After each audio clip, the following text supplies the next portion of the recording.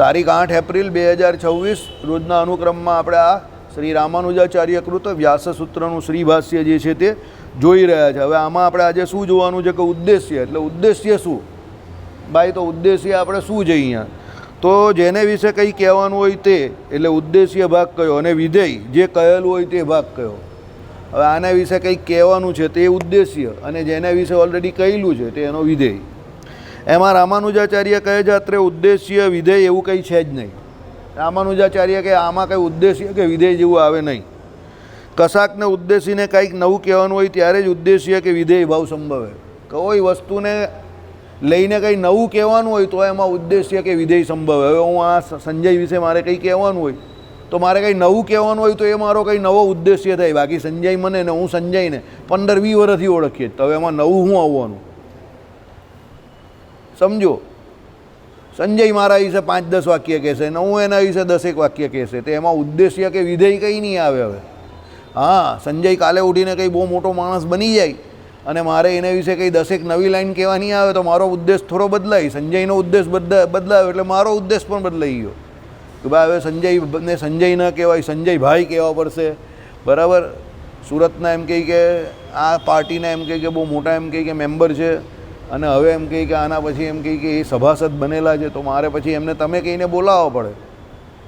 બરાબર, કેમ ભાઈ? એમની સત્તા અને એમને જે પદ મળ્યું એ પદને માન આપવું પડે ને, તો પછી ઉદ્દેશ્ય બદલાઈ જાય.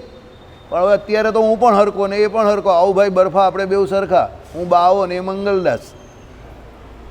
બરાબર, એટલે પછી બાવો ને મંગળદાસ ભેગા થઈ તેમાં કરવાના હું તો ભજન કરે, બીજું તો શું કરીએ? બે આઈડિયા આવ્યો તો અત્યારે તો ભજન કીર્તનની વાત થાય, બીજું તો શું. હું કહેવું કે 100-150 રૂપિયા 200 રૂપિયાના કાજુ દ્રાક્ષ લઈ આવજે સંજય, કંઈ કાર્યક્રમ ગોઠવવાનો એટલે સંજય કંઈ પૂછે જ નહીં, એને ખબર હોય કે અહીંયા કંઈ ખવડાવવાનું પીવડાવવાનું હશે, એ લઈ આવે એટલે આપણે નાખી દઈએ, આપણું કામ થઈ જાય. બરાબર, એટલે કહેવાનું તાત્પર્ય શું છે? ઉદ્દેશ્ય કે વિધેય ક્યારે આવે? કે જ્યારે કંઈક નવું ઉમેરવાનું હોય, કંઈ નવું કરવાનું હોય. જૂનું રોજ એને જ છે તો પછી ઉદ્દેશ્ય શું? ખબર જ છે ઉદ્દેશ્ય શું છે. હવે તમે લોકો રોજ અહીંયા આવો છો, પહેલાં આવ્યા તો તમને એમ થયું વિજયભાઈ કે આમાં રોજ પેલો એરું આવ્યા કરે સાપ ને પેલું દોડદું. બરાબર, એમ કે હાલ એરુને છોડતા જ નથી મને કંઈ. અને મેં કહું અદ્વૈત વેદાંતમાં એરું આવે છે એમ કે. પછી પેલો છીપલો આવ્યો. બરાબર, કે છીપ અને એમ કે એની અંદર શું દેખાયું? છીપલામાં ચાંદી.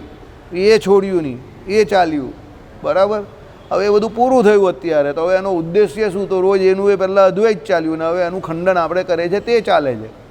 સમજી ગયા? તો હવે કંઈ એમાં નવું કંઈ આવે નહીં, તો પછી એમાં ઉદ્દેશ્ય અને વિધેયની વાત શું કરવાના? જેટલાને સમજ પડે એટલા આવે, જેટલાને ન સમજ પડે કે રસ નહીં હોય તે ન આવે. બરાબર, મને ઘણા લોકો કંઈ સભામાં બહુ ઓછા માણસ આવે છે, મેં કહું ભાઈ આમાં સભામાં કેટલા માણસ આવે એ પૂછવાનું જ નહીં. આ કંઈ પેલી ગામઠી વાત થોડી છે. પેલો મોબાઈલ જોતો હોય ને મોબાઈલમાં કંઈ સાદો સિમ્પલ જોક આવે તો પણ 50-100 માણસને શેર કરે તો બધા એને લાઈક ને એ મારશે. કેમ? લોકોને એ બધી ચટપટી વાતમાં રસ છે.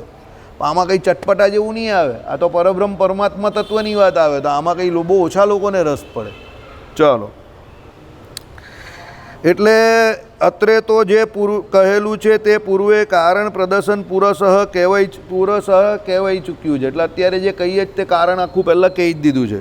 તત્વમસી એમાં નવી વાત કહેલી નથી, પણ પૂર્વે જે કહેવાઈ ગયેલું છે એનું જ વિશેષ રૂપે પ્રતિપાદન છે. પૂર્વે કહેવાય એ ગયું છે કે આ સર્વનો આત્મા બ્રહ્મ છે. એટલે અહીંયા કંઈ ઉદ્દેશ્ય કે વિધેય બદલાયા નથી, તો પછી નવું શું કહેવાનું? આ બધાનો આત્મા જે છે તે બ્રહ્મ છે. બધાનો એટલે શું? જીવ અને જગત બંનેનો. તો એ બંનેનો આત્મા બ્રહ્મ છે, એટલે ભગવાન જે છે તે શરીરી રૂપે બંનેમાં રહેલા છે. તો પછી હવે એમાં નવી વાત કા છે? તો જે કોઈ શ્રુતિઓમાં પરમાત્મા તત્વનું પહેલાં એમ કે વિવેચન થયું છે એ જ વિવેચન તત્વમસીમાં કરેલું છે. રામાનુજાચાર્ય શું કહે છે કે આમાં ઉદ્દેશ્ય કે વિધેય કંઈ બદલાયો નથી. કે ભાઈ જગત જે છે આખું જગત તે ઉત્પત્તિ સ્થિતિને પ્રલય એ 3 કરનાર કોણ છે? તો એ ભગવાન છે. તો તત્વમસીમાં પણ તે તુચ્છ છે એમ કરીને ભગવાનને નિરૂપીને જ બધી વાત કરેલી છે. તો પછી એમાં નવું શું કહેવાના? નવા જેવું કંઈ છે જ નહીં. તો હું તો તમને મારા તો વર્ષોથી હું એક વાત દોહરાવું છું, જગતમાં કોઈ પણ કાર્ય નવું થતું જ નથી. પેલો કહીને પુરાને માલ કા પેકિંગ અલગ. તમે અત્યારે જે ઘટનાઓ વાંચો છો કે જોવો છો તમને એમ થાય કે આવું થઈ ગયું, આવું, પણ આવું બધું પૂર્વે થઈ જ ચૂકેલું છે. સમજો? બરાબર, એટલે કહેવાનું તાત્પર્ય શું છે કે ભાઈ એ આપણા અનુભવમાં પહેલી વખત આવ્યું એટલે આપણે એમાં આશ્ચર્ય લાગે, બાકી એ પૂર્વે ઘટના તો બધી ઘટી જ ચૂકેલી છે, નવું કંઈ થતું નથી. બરાબર, જગતમાં કંઈ નવું થતું જ નથી. નવું કોને કહેવાય કે તમે એમ વિચારો કે જે પહેલાં થયું જ નહીં, એવું બધું પહેલાં થઈ જ ગયું છે પણ આપણે ખબર ન હોય. તમે આ અત્યારે ભાગવતજીનું જે દસમ સ્કંદ રાત્રે બધા ડેઇલી સાંભળતો હશે એને ખબર પડશે કે અત્યારે જે થાય તે બધું 5000 વર્ષ પહેલાં થતું જ હતું. રાજા મહારાજાઓ પણ એ કરતા જ હતા. એપ્સ્ટીન ફાઇલ બધા કર્યા કરે છે અત્યારે, તો પહેલાંના સમયમાં પણ એ બધું થતું જ હતું. સમજો, નવું કંઈ થતું નથી. પહેલાં પણ આસુરી તત્વ હતા તો અત્યારે પણ આસુરી તત્વ છે, પહેલાં પણ દેવી તત્વ હતા તો અત્યારે પણ દેવી તત્વ છે. તો એ દેવતાઓ અને અસુરોનું જે યુદ્ધ, દેવી જીવના આસુરી જેવું વચ્ચે જે ઘર્ષણ, તે અનાધિકારથી ચાલતું જ આવે છે, એમાં કંઈ નવું કંઈ છે નહીં. એટલે બુદ્ધિશાળી વ્યક્તિ હોય તે શું વિચારે કે જો ભાઈ આ તો બધું ચાલ્યા જ કરવાનું છે, પણ આમાં મારે મારું કામ કરીને નીકળી જવાનું છે. મને જે 50-60 વર્ષ મારા એક્ટિવ મળ્યા એમાં મારે મારું ભજન કરીને ભગવાનને રાજી કરીને મારે નીકળવાનું છે. દુનિયામાં તો આમને આમ ચાલતું જ રહેવાનું છે. આપણે આવ્યા એ પહેલાં પણ દુનિયા ચાલતી હતી, આપણે જઈશું પછી પણ આપણાથી સારી રીતે જ ચાલશે. સમજજો, એટલે આપણાથી કંઈ ગુయ్યા ઉખડી જવાની છે એવો બહુ વિચાર કરવો નહીં, બહુ આઈ એમ સમથિંગ સમજીને કે હું કંઈ દુનિયાને ફેરફાર કરી નાખા કે બદલી નાખા, એવું બધું કંઈ થવાનું નથી. એના કરતાં શાંતિથી આપણે આપણું ભજન કર્યા કરવાનું ને આપણે આપણું કામ કરીને નીકળી જવાનું. બરાબર. રામાનુજાચાર્ય શું કહે છે, એ સામાન્ય સિદ્ધાંતનું જે એક વિશેષ રૂપ તત્વમસી વાક્યમાં આવે છે. આ પ્રમાણે તત્વમસીમાં કાંઈ નવીન કહેવાનું ન હોવાથી આમાં ઉદ્દેશ્ય ભાગ કયો અને વિધેય એટલે જેમાં કાંઈ નવીન પ્રતિપાદન કરવાનું હોય તે ભાગ કયો એ પ્રશ્ન રહેતો નથી. ભાઈ આખા જગતનો આત્મા કેવું કે આખા જગતના શરીર એ પરમાત્મા જ છે, અને એ વાત એમ કે ઘણી બધી શ્રુતિઓમાં પહેલાં આવી ગઈ છે, એટલે આમાં કંઈ નવું કહેવા જેવું છે નહીં. એટલે આમાં ઉદ્દેશ્ય કે વિધેય કંઈ બદલાતા નથી. ઉદ્દેશ્ય અને વિધેયની વાત ક્યારે કરાય કે જ્યારે કંઈ નવું તમારે કહેવું હોય ત્યારે. આમાં કંઈ નવા જેવું આવતું જ નથી. રામાનુજાચાર્યનો સ્વભાવ એકદમ સ્ટ્રેટ ફોરવર્ડ છે. મને પણ આવું જ ગમે. મને બહુ ગુડ કરે, બહુ કપચર કરે, બહુ નહીં ગમે. શાંતિથી જે કહેવું જ તે કે, બહુ ઉછળકૂદ કરે એ પણ મને નહીં ગમે. અને કહીને આગળ વધ, ઉછળકૂદ કરવા જેવું કંઈ છે નહીં. ઘણા લોકો શું હોય, વાતમાં કંઈ હોય નહીં ને બધી ઉછળકૂદ બહુ કરે અને બઢાઈ ચઢાઈને એટલી બધી વાત કરે. વાત હોય એક લાઇનની ને એને 50 લાઇન આગળ પાછળની કર્યા કરે, ટાઈમ બગાડે ખોટો. રામાનુજાચાર્ય કે એવો ટાઈમ બગાડવાનો કોઈ ટાઈમ નથી. બરાબર. ચલો, એ પ્રશ્નનો ઉત્તર કે અત્રે કશાકનો ઉદ્દેશ કરીને કશાકનો વિધિ કરેલો છે એમ નથી. અત્રે જે કહેલું છે તે તદાત્મ્ય મિદમ સર્વમ ઉપનિષદ, આ સર્વનો આત્મા એ છે એ વાક્યમાં આવી ગયેલું છે. અપ્રાપ્ત હોય, નવું જાણવાનું હોય, એમાં એ જ જણાવવામાં શાસ્ત્રનું પ્રયોજન છે. એટલે અપ્રાપ્ત કંઈ હોય એમાં કંઈ નવું જણાવવાનું હોય, કંઈ અપ્રાપ્ત હોય તો નવું જણાવવાની જરૂર પડે ને. કઈ વસ્તુ પ્રાપ્ત જ છે તમને તો પછી એમાં નવું કરવાની કોઈ જરૂર જ નથી. સમજો, જે વ્યક્તિ રોજ એના ઘરે ગુજરાતી થાળી ફર્સ્ટ ક્લાસ જમે છે, પછી એને બહાર જાય તો એને કંઈ મજા જ નહીં આવે. યુટ્યુબ પર હું ને ગોપાલભાઈ હમણાં ઘણી વખત હોઈએ છીએ તો જોઈએ છે કે હિમાચલ પ્રદેશમાં શું આવે, એટલે આપણા બધા તીર્થસ્થાનો છે. અરુણાચલ પ્રદેશમાં શું છે, ઉત્તરાખંડમાં શું છે, હિમાલય પર, આ બધું જોઈએ છે. તો પછી ત્યાં પેલા લોકો તો ગાઈડ હોઈને બધા જમવા પણ લઈ જાય ને, તો ત્યાં જમવાનું જોઈએ તો ઘણી જગ્યા પર તો તેલનો ઉપયોગ જ નહીં કરતા, એકલી દાળ જ હોય, કઠોળ ને દાળ ને ભાત જ, કોઈ તેલનો ઉપયોગ નહીં. ને ત્યાંની જે લોકલ કંઈ સબ્જી હોય એને વઘારીને આપી દે, ને બટાકા હોય, વધારેમાં વધારે સબ્જીમાં બટાકા, બાકી બધી અલગ અલગ પ્રકારની દાળ હોય, અલગ અલગ પ્રકારના રાજમા, મૂળાની સબ્જી, અલગ અલગ પ્રકારની સબ્જી. બરાબર. પછી આપણે તો આ રાગ એ કહીએ ને આપણે રાજગરો, તે રાજગરાની બાલી એ લોકો કરે. બાલી એટલે આપણે શીરો જે ખાઈએ એને જરા એ લોકો ગોળમાં વધારે લિક્વિફાઈડ કરી દે, એટલે એને બાલી કહે. એટલે મેં કોઈ કંઈ નવા જેવું છે નહીં. એટલે જે વ્યક્તિ આપણા ગુજરાતમાં રહીને ગુજરાતી થાળી આખી ખાતો હોય એ બહાર જાય તો એને કંઈ નવા જેવું લાગે જ નહીં. સમજો. અને તેલ એ લોકો નાખતા જ નથી, ને ઘણી બધી વસ્તુમાં મરચું પણ નહીં નાખતા, એકલું મીઠું જ નાખે. બરાબર. એટલે લોકો કહે કે ગુજરાતી માણસ બહાર જાય ને તો ખાધે પીધે સુખી નહીં થાય, ખાવાની એને તકલીફ પડે, 100% પડે. બરાબર છે. એટલે નવું કંઈ હોય તો એમાં એ પણ કંઈ નવા જેવું છે નહીં. અમે લોકો બંને ભાઈ રોજ જઈએ પર્વતો ઉપર, ભારતની બધી પર્વતોની જેટલી પણ હોય તે બધી રોજ રાતે થાકી પણ બહુ જઈએ બંને ભાઈ. પર્વતોની ગુફાઓમાં ને બધે જે હિમાલય પર રોજ જઈએ અમે બંને ભાઈ, ત્યાં શું વ્યવસ્થા બધું જોઈ લઈએ, સ્ટે જે પેલું હોમ સ્ટે ને બધું જોઈ લઈએ, બરાબર, જોયા કરીએ બેઠા બેઠા. પછી અમને બેને થાક લાગે, ચાલીને પેલો જાય ને યુટ્યુબ પર આમથી તેમથી, અમને બેને થાક લાગે એટલે અમે બંને કે વન કરે, બહુ થાકી ગયા, પછી આઈસ્ક્રીમ ખાઈએ અને ઊંઘી જઈએ, કારણ કે એ જાય એટલે પછી આપણે થાક તો લાગે ને, બરાબર. ચાલો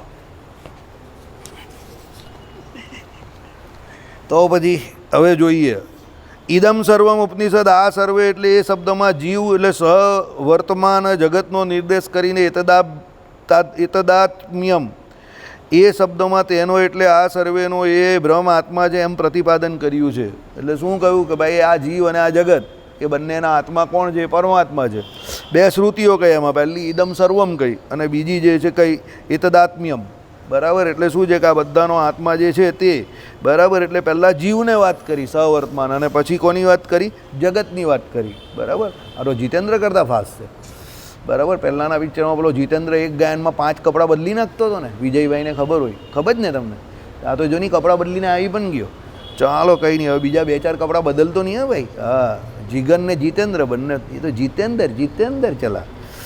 ચાલો એમ પ્રતિપાદન કર્યું. એને માટે કારણ પણ બતાવ્યું છે. સન્મૂલાહ સૌમ્યેમાહ સર્વાહ પ્રજા સદાયત્નાહ સત્પ્રતિષ્ઠાહ. ઉપનિષદ. ભાઈ આ સર્વે પ્રજાનું મૂળ સત બ્રહ્મ છે, એમ રહેવાનું સ્થાન સત છે, એમનું રહેવાનું સ્થાન સત છે, અને એમનો વિરામ પણ સતમાં જ છે. એટલે શું છે કે આખું આ જગત જે છે, બરાબર, એનું મૂળ કોણ છે? તો પેલું સત એટલે બ્રહ્મ છે. પછી એનું રહેવાનું સ્થાન કોણ છે? તો સત જ છે, બરાબર. એટલે એ ભગવાનની અંદર જ, ભાગવતજીમાં તમે રાત્રે સાંભળતા હશો કે આખું જગત જે છે તે ભગવાન જ છે. આપણે બધાએ વિરાટ નારાયણના દેહને વિશે જ રહેલા છે, બરાબર છે. અને એનો વિરામ પણ સતમાં જ છે. છેલ્લે પ્રલય કાળમાં પણ એ ભગવાનની અંદર જ બધું લીન થઈ જાય છે. એટલે એ છેલ્લે વિરામ પામે ત્યારે પણ બધું સતમાં, એટલે ભગવાનમાં જ છે. સત તરીકે અહીંયા કોને કયા? બ્રહ્મને, ભગવાનને કયા. સર્વકલ્વિદમ બ્રહ્મ તજ્જલાનિતિ શાંત ઉપાસિત. ઉપનિષદ. આ સર્વે બ્રહ્મ છે એમાંથી એ ઉત્પન્ન થયું છે, એમાં લય પામે છે અને એમાં જ જીવે છે, માટે શાંત થઈ એની જ ઉપાસના કરવી જોઈએ. બહુ મસ્ત છે, શાંત થઈ એની ઉપાસના કરવાની.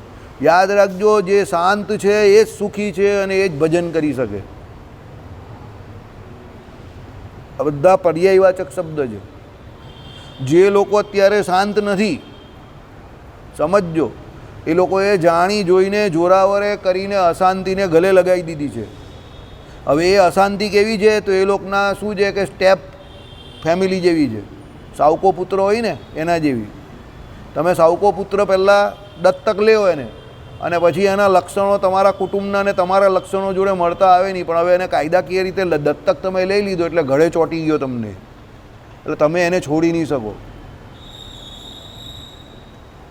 તમારી જોડે મેચ થાય કે નહીં થાય, પછી તમારે એને જોડે રાખવો જ પડે, કારણ કે દત્તક લઈ લીધો ને, એટલે કાયદો એવું કહે છે કે એ તમારો પુત્ર થઈ ગયો. સમજો? એમ અશાંતિ તમે લીધેલી, દત્તક લીધેલી વસ્તુ છે. તમે જાણી જોઈને એ અશાંતિને ગળે લઈ લીધી, હવે એ તમને છોડતી નથી. હવે જ્યાં સુધી તમે અશાંત છો ત્યાં સુધી તમે એવો દાવો નહીં કરી શકો કે તમે સુખી છો. સમજજો, જે શાંત છે, શાંતનો અર્થ શું થાય કે જેનું ચિત્ત એકદમ નિર્મળ છે, જેને એકદમ શાંતિ, એટલે કેવું કે શાંતિ કોઈ જગ્યા પર જવાથી મળતી નથી. શાંતિ તો પેલાના જેમ છે, હર તરફ હર જગહ બેશુમાર આદમી ફિર ભી તન્હાઈઓ કા શિકાર હૈ આદમી. ગમે એટલી ભીડમાં હોય, બરાબર, પણ એ એની રીતે એની અંદર પોતે અંતરદ્રષ્ટિ કરીને બેઠેલો છે, એ શાંત છે. એને બહારની ભીડની કોઈ અસર નહીં થતી. ગઈકાલે જ તમે રાત્રે જે આપણી દશમસ્કંદની સભા જે થાય, જેમાં શ્રી કૃષ્ણ ભગવાનનું ચરિત્ર જોયું, કેવો ગ્રહસ્થાશ્રમ એમનો. આવો ગ્રહસ્થાશ્રમ હોવો જોઈએ. એક બાજુ પગ દબાવ, એક બાજુ નાહવાની તૈયારી, એક બાજુ કંઈ કે કેમ કે ત્રિકાળ સંધ્યા કરતા હતા, એક બાજુ બ્રાહ્મણોને બોલાવેલા, એક બાજુ બલરામજી જોડે વાતચીત કરતા હતા કે ભાઈ હવે પછીના ભવિષ્યનું શું પ્લાનિંગ છે. આવો ધન્ય ગ્રહસ્થાશ્રમ. આ બધો લકીર કા ફકીર જેવો તમારો ધન્ય ગ્રહસ્થાશ્રમ.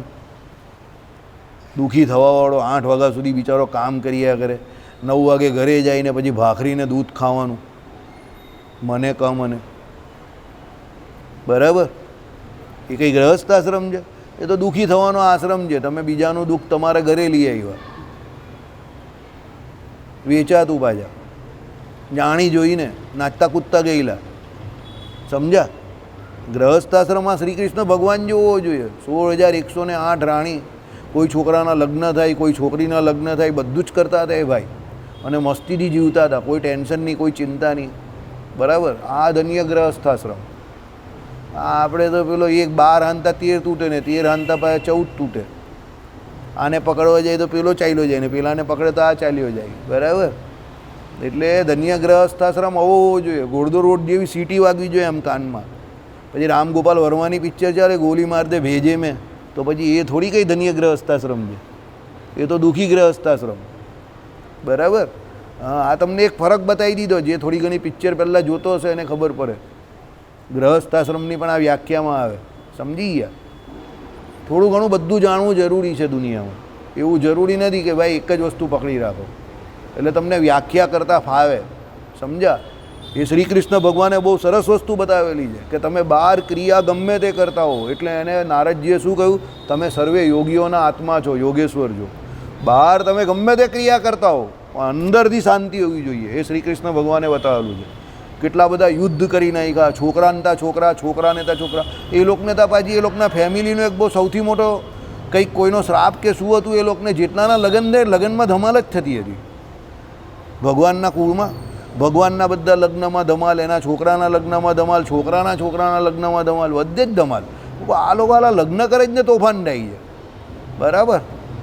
જ્યાં લગ્ન કરવા જઈને તોફાન જ કરીને આવે, કોઈ કોઈને ઉપાડીને લઈ આવે. બરાબર? ને આવા બધા જ કામ કરતા હતા એ લોકો બધા. સમજી ગયા? એટલે ભગવાનના જીવનમાં પણ બહુ તોફાન હતું, પણ ભગવાન શાંત હતા. પ્રશાંત મૂર્તિના નિર્દોષ. મહારાજે વચનામૃતમાં શું કહ્યું? બહાર ગમે એટલી ક્રિયા કરતા હો પણ અંતરમાં શાંતિ હોવી જોઈએ. જે શાંત છે એ જ સુખી છે. સમજજો? એટલે સુખી થવા માટે તમારે કોઈ પ્રયોજનની જરૂર નથી કે આ કરીશ તો સુખી થઈશ. સુખી થવા માટે તમે શાંતિથી બેસી શકવા જોઈએ કે જે કંઈ થયું એની આગળ, શાંતિની આગળ એક બીજો શબ્દ ઉમેરી દેજો, સંતોષ. તમે જે કંઈ કરો છો એનું તમને સેટિસ્ફેક્શન, સંતોષ હોવો જોઈએ. તમને સંતોષ છે એટલે તમે શાંત છો, તમે શાંત છો એટલે તમે સુખી છો. એક જ સમા ખાલી મીંડાવાળો સ બદલાઈ જાય, બાકી બધું આગળ આગળ આવે છે. હવે એની આગળ જો તમે એક કાઉન્સમાં શબ્દ ઉમેરવો હોય તો એક કાઉન્સનો શબ્દ આપી શકું છું તમને, પણ એ કાઉન્સનો છે, શાસ્ત્રનો નથી. સુરતી એક સ બીજો આગળ ઉમેરી દેજો. પહેલો સુરતી, બીજો સંતોષ, ત્રીજો શાંત અને ચોથો સુખી. સમજી ગયા? જ્યાં તમે અસંતોષી થયા એટલે તમે અશાંત થયા. પછી તમે દાવો ભાર ભલે કરો કે હું બહુ સુખી છું, પણ તમે અંદરથી સુખી થવાના નથી. યાદ આવી ગયું? તમે ખબર પડી ગઈ? એટલે આમાં જે કહ્યું એ પ્રમાણે શું છે? માટે શાંત થઈ એની ઉપાસના કરવી જોઈએ. તમારું ચિત્ત જે છે તે શાંત હોવું જોઈએ.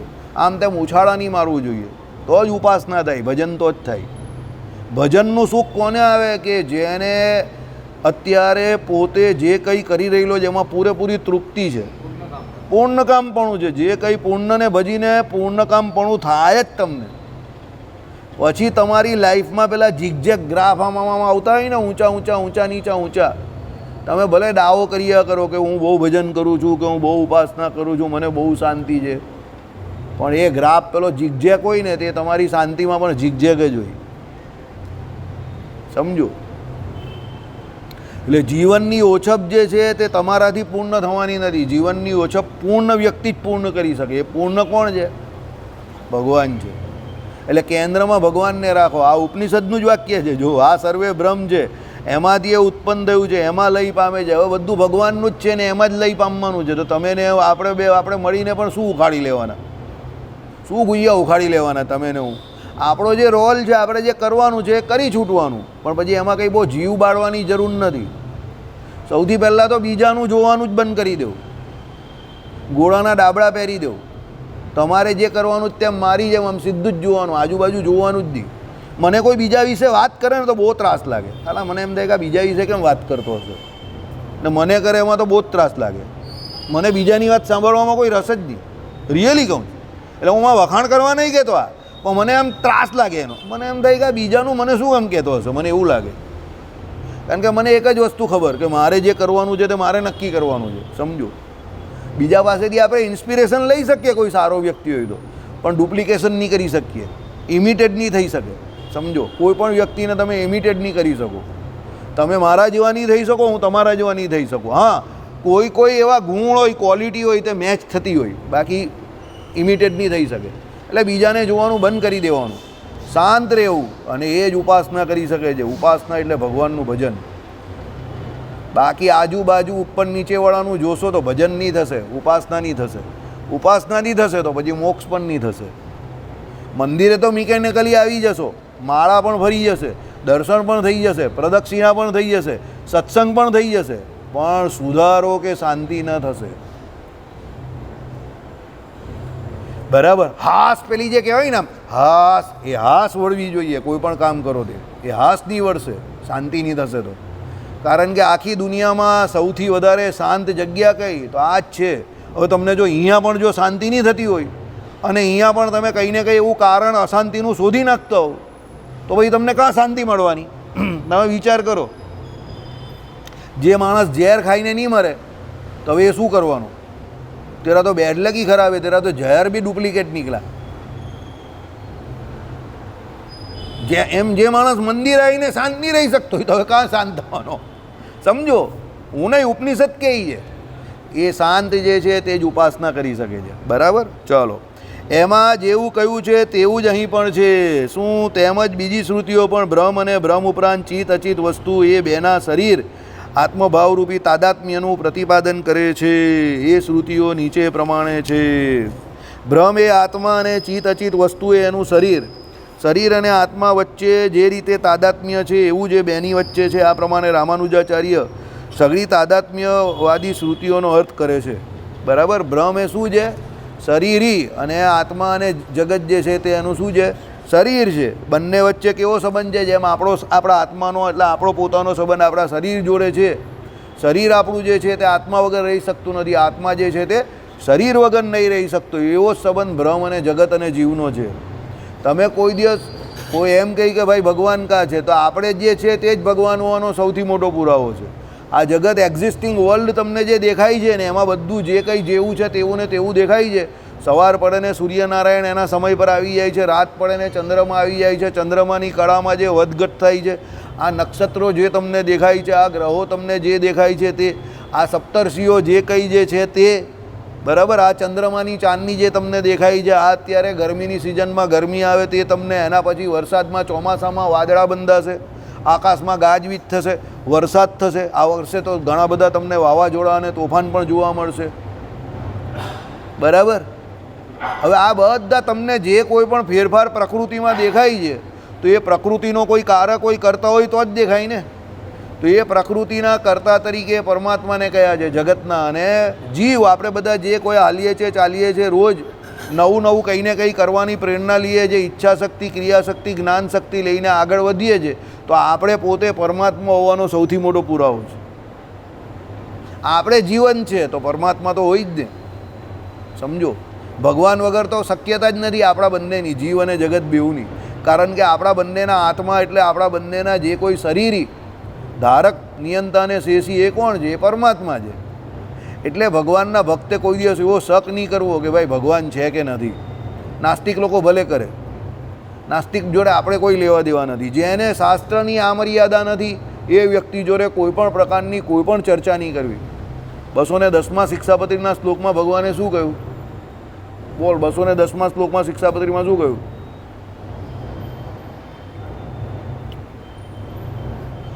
બોલ ભાઈ, 210મો શિક્ષાપત્રીના શ્લોકમાં શું કહ્યું? બોલ. શિક્ષાપત્રી વાંચે છે? તારું નામ શું છે? પહેલાં નામ બોલ. શિવ. બોલ, તો શિક્ષાપત્રી 210મા શ્લોકમાં શું કહ્યું છે?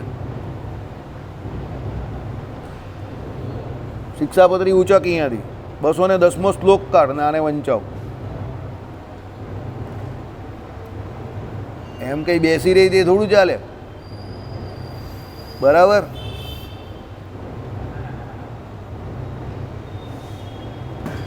શાંતિથી કાઢ, એકદમ ગભરી ફાઇટ નહીં થતો. શાંતિથી 210મો શ્લોક કાઢ શિક્ષાપત્રીનો ને એને વંચાવ. ચાલ, 210મો શ્લોક વાંચ. શું લખેલું છે? બોલ. આવી જા બેટા, આજા મેરે ખજૂર કે પેड़ आजा, आजा मेरी चमेली के वेल आजा.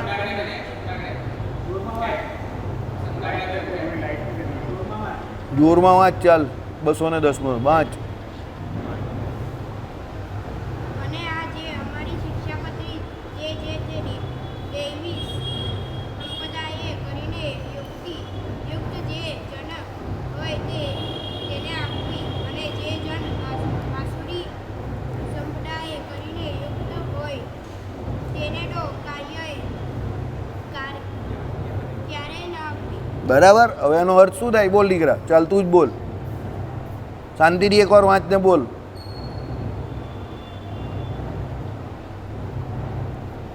એવી રીતે જ હોશિયાર બને. વાંચે છે ગુજરાતી, મેં એટલે જ એને વંચાવ્યું ને પબ્લિકની સામે પણ એટલે જ વંચાવ્યું કે એનો આત્મવિશ્વાસ જે છે ને પબ્લિકલી એ કેટલો છે તેને ખબર પડી ગઈ.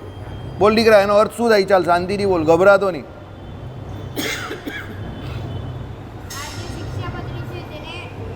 હા બોલ, કોને આપવાની કઈ પહેલાં એ કે? કયા યુક્ત? દેવી દેવી હા, દેવી સંપ્રદાય યુક્ત એને શિક્ષાપત્રી આપીને કોને આપવાની ના પાડી? ઓકે, ચાલો. એટલે જે દેવી લોકો છે, જે પરમાત્મા તત્વને માને છે, ભગવાન વિષ્ણુને માને છે, જે વૈષ્ણવો છે, એને જ ભગવાને આ શિક્ષાપત્રી આપવાનું કહ્યું. જેને શાસ્ત્રની આમર્યાદા નથી, જે આસુરી જીવ છે, જે પરમાત્મા તત્વને માનતા નથી, એવાને આ શિક્ષાપત્રી આપવાની ના પાડી. કહેવાનું તાત્પર્ય શું છે? તમે કોની જોડે કોઈ પણ ચર્ચા કરી શકો. જે પરમાત્મા તત્વને માને છે, શાસ્ત્રોને માને છે, એની જોડે ચર્ચા કરી શકો. શાસ્ત્રબાનની વાત કરતો હોય, ઉડતા ઉડતા તર્ક કરતો હોય, એની જોડે ચર્ચા કરવાથી કોઈ ફાયદો નથી. એ તો તમારો સમયનો બગાડ છે પૂરેપૂરો. એટલે એવો સમયનો બગાડ કરવો નહીં.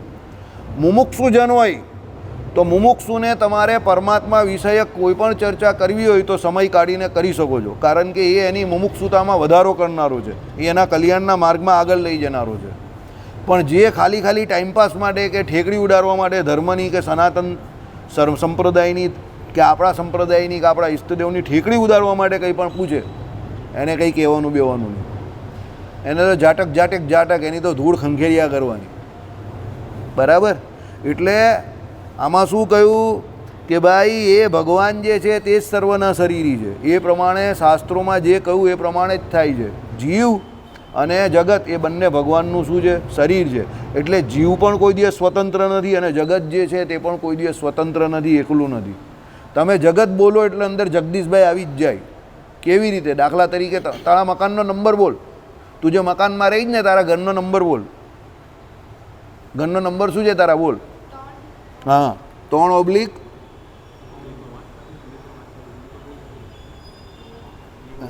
હે નહીં ખબર એને કયો છે? બોલ, એના પપ્પાને પૂછ. હા બોલ, ચાલ. ઓકે, 4/3775. હવે મકાન કયા? તો મકાનનો માલિક કોઈ હોય જ, એનો દસ્તાવેજ હોય, એની માલિકી હોય, 7 બારના ઉતારામાં એના માલિકનું નામ હોય. મકાન વેચાય તો માલિક બદલાય, તો પછી એ માલિક બદલાય એનું પણ રજિસ્ટ્રારની કચેરીમાં નામ હોય. પછી એનું 7 બારના ઉતારામાં નામ બદલાય, એ પ્રમાણે નામ બદલાય ને. તો એ મકાન છે તો મકાનનો માલિક કોઈ હોય જ. તો આટલું મોટું જગત જે છે તો જગતનો માલિક કોઈ હોય કે નહીં? તો આ જગદીશભાઈ એના માલિક છે. સમજો. એટલે મકાન હોય તેનો માલિક હોય જ. તો એ જગત જે છે તે ભગવાનનું શરીર છે ને ભગવાન એના શરીરી છે. એટલે ભગવાન આખા જગતના માલિક છે. સ્વામી સેવક ભાવ, બરાબર, એ પહેલેથી અનાદિ સિદ્ધ છે. રામાનુજાચાર્ય શું કહે છે કે એ પરમાત્મા અનાદિકાળથી આપણા બધાના સ્વામી છે ને આપણે એના સેવક છે. સેવ્ય સેવક ભાવ છે બીજો એક. પરમાત્મા સેવ્ય છે ને આપણે કોણ છે? સેવક છે. આ બે ભાવ છે, સ્વામી સેવક ભાવ અને સેવ્ય સેવક ભાવ. બંને થોડા જુદા જુદા છે. સેવ્ય સેવક ભાવમાં આપણી પરાધીનતા બતાવેલી છે પૂરેપૂરી, કે એ પરમાત્મા જ સેવ્ય છે આપણા માટે. પરમાત્મા સિવાય બીજું કોઈ સેવ્ય નથી. તમે જોજો શિક્ષાપત્રી અર્થદીપિકાનો જે સત્સંગી જીવનમાં અર્થ આવે એમાં શું કહેલું કે બીજા બધા જે દેવો છે તે પણ એ ભગવાન વિષ્ણુનું શું કરે છે? સેવન કરે છે, પૂજા કરે છે, આરાધના કરે છે.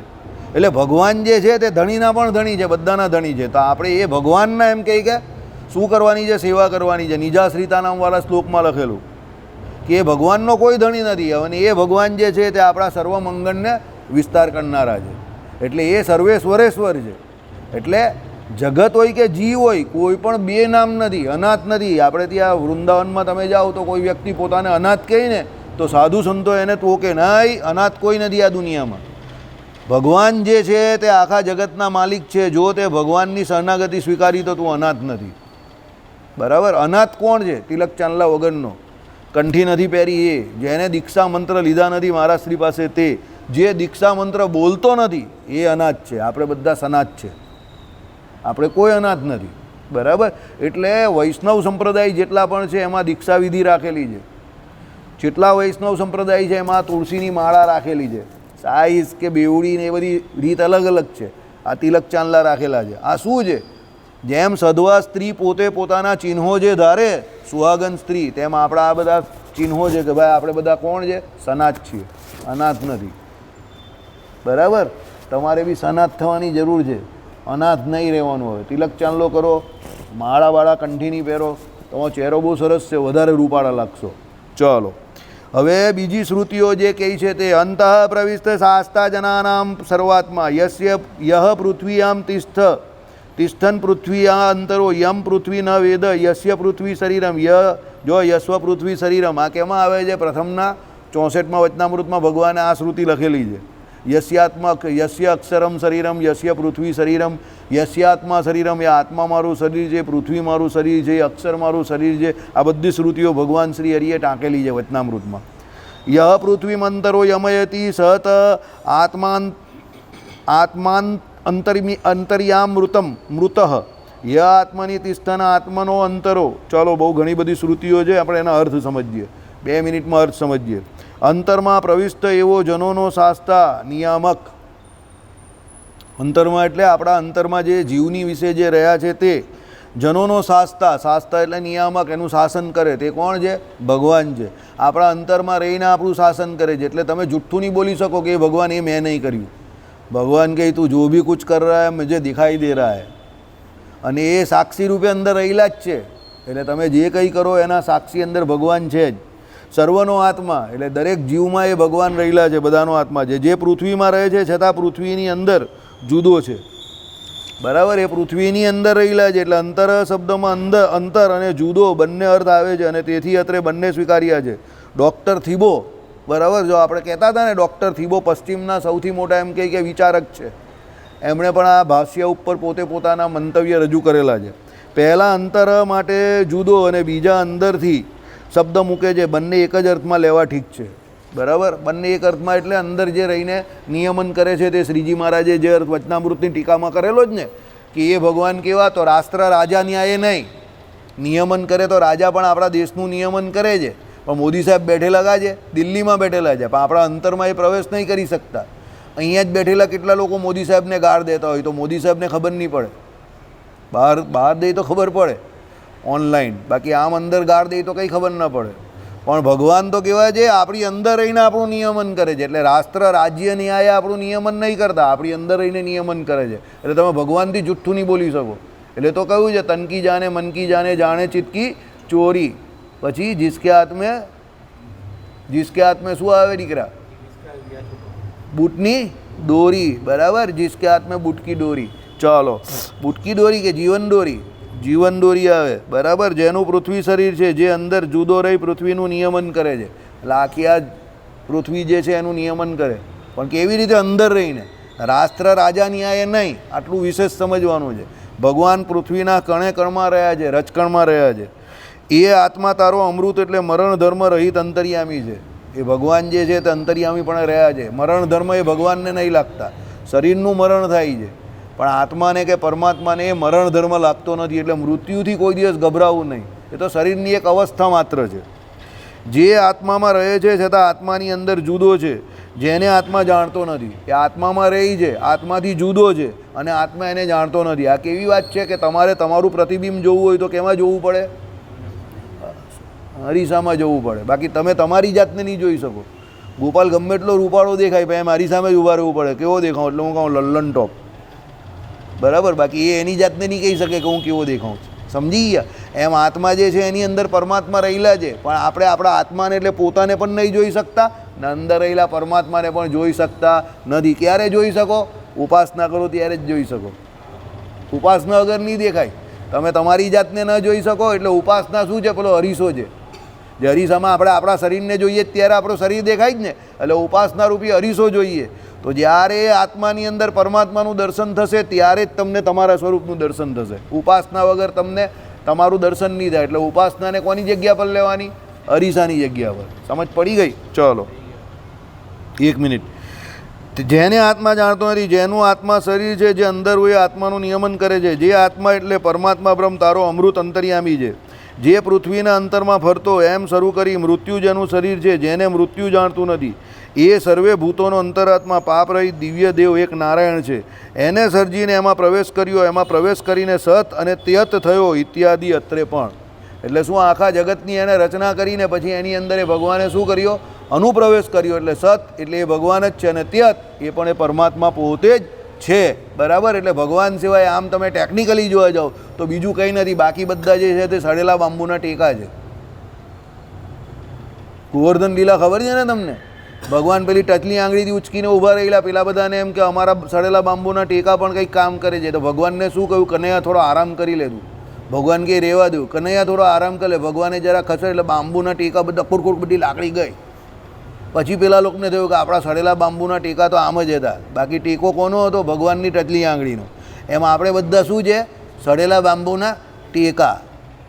સમજી ગયા? હા. બાકી મૂળ કોણ છે? બધું ભગવાન છે. આ ટચલી આંગળી ઉપર ભગવાનના એક અંશથી આખી આ દુનિયા ચાલે છે. બરાબર? એટલે બહુ ટેન્શન લેતા નહીં, બહુ અકળામણ સ્ટ્રેસ નહીં લેવાનું, ભગવાન પર છોડી દેવાનું. આપણી પાસે કંઈ છે નહીં, હતું અને ગયું શું? આપણે કોણ છે? સડેલા બાંબુના ટેકા. ચાલો. શ્રીપતિમ શ્રીધરમ સર્વદેવેશ્વરમ ભક્તિધર્માત્મજમ વાસુદેવમ